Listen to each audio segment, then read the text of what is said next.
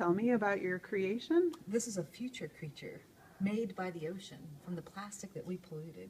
And it flies over the ocean and detects pollution and changes it into new creatures that will then destroy people with their special stingers if they try to pollute the ocean any further. Ooh, it is powerful.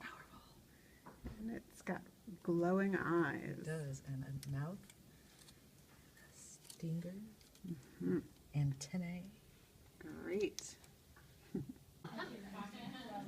Let me get the full perspective of his body. And he generates power from the back. His butt. Kids will love it. It's a third grade thing. Oh my God, it's You fabulous. can generate power from your butt. You just won the whole third grade over. Yeah, and you can wink in multiple colors. Exactly. Great. Thank you for your patience. It's a very rare cephalopod. It's related to the cuttlefish, and we've just discovered it, and it's the first marine creature that we find that can actually digest plastic.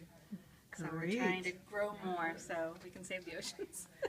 Let me see him from all angles. And he's translucent. You can see he's got some food in here right now. Delicious.